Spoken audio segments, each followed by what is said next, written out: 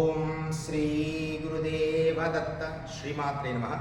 శ్రీ గురు దత్తాత్రేయాయ నమః. మిత్రులారా, ఈరోజు మనం చూస్తున్నది గరివిడి, విజయనగరం దగ్గర గరివిడి అనే గ్రామంలో ఉన్నాం. ఇది సౌరపీఠం, అంటే సూర్యుడికి సంబంధించిన ఒక అద్భుతమైన శక్తిపీఠం అన్నమాట.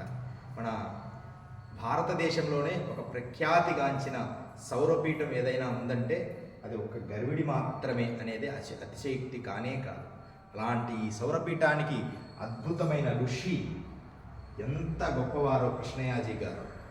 వీరికి లేని బిరుదులు లేవు. ఎంత సౌమ్యుడో, ఎంత గొప్ప భక్తి, ప్రజల మీద ఎంత కరుణ, గురువుల పట్ల ఎంత వాత్సల్యము అనేది వీరు ఉన్నప్పుడు మనం చూడవచ్చు. ఎంత జ్ఞానములో ఎదిగినా ఒదిగిపోయి ప్రతి ఒక్కరిని ఆదరించి ఇన్ని గండపెండేరాలు తొడిగాడో, ఎంత సేవా కార్యక్రమాలు చేశారో. అసలు సాధువు మహాత్ముడు అంటే ఎప్పుడు ఆయన కింద కూర్చొని వాళ్ళకి వినయ విధేయతలతో సేవ చేసేవారు. అందుకనే ఈ ప్రాంతానికి నేను వచ్చినప్పుడు ఖచ్చితంగా విశాఖ ప్రాంతానికి వస్తే గరివిడి పీఠం ఖచ్చితంగా నేను చూసి తీరాలని తీర్మానించుకున్నాను. గతంలో ఇక్కడ ఇన్ని సంవత్సరాలు పట్టింది. వీరంటే అపారమైన హృదయం, నాకు ఇష్టం కూడా. అయితే ప్రత్యక్షంగా వీరిని నేను చూడలేకపోయాను. ఫోన్లో సంభాషణ జరిగింది కానీ ప్రత్యక్షంగా చూడలేదు. ఫోన్ సంభాషణ జరిగినప్పుడు కూడా స్వామివారు మీరు హిమాలయాల్లో ఉంటారు, మేము హిమాలయాలకు వెళ్ళాలి, నేను హిమాలయాలకు వెళ్ళాలని అంటుండేవారు. 2 సార్లు అన్నారు. అది ఎంత ప్రేమో. రాండి అంటే నేనేమో ఎక్కడో నర్మదా తీరంలో, నర్మదా పరిక్రమలో ఉండేవాడిని. భారతదేశ పరిక్రమలో ఉన్నప్పుడు వారితో అలా సంభాషణ జరిగింది.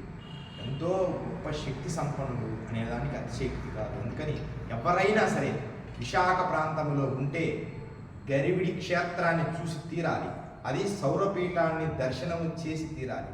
అలాంటి గురు పరంపరనే స్వామివారు మహాశివైక్యం పొందిన తర్వాత వారి కుమారుడు కిరణ్ బాబు కూడా దాన్ని సార్థకత చేస్తూ అతిథి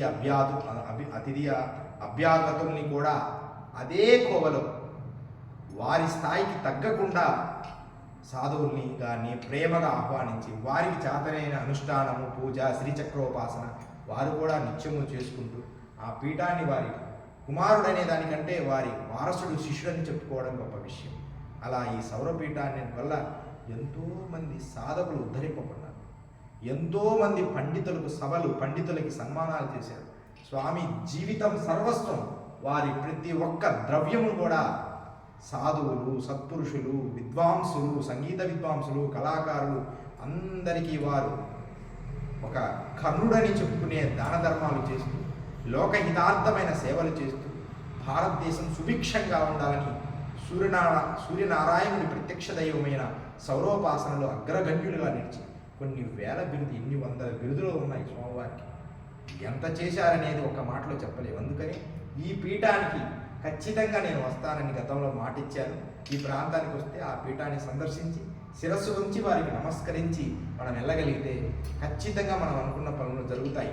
విశాఖ ప్రాంత ప్రజలందరికీ నేను చెప్పేది ఒకటే, ఖచ్చితంగా గరివిడి క్షేత్రంలో సౌరపీఠాన్ని చూస్తే మీకున్న సమస్యలు తగ్గిపోతాయి అనే విషయాన్ని గమనించి మా శిష్య బృందాలన్నీ కూడా వీలైనప్పుడు గరివిడిని సందర్శించండి. జై గురుదత్త, శ్రీ గురుదత్త, శ్రీమాత్రే నమః, శ్రీ గురు దత్తాత్రేయాయ నమః. ఒకసారి శిరస్సు నుంచి గురువు గారికి ప్రణామం.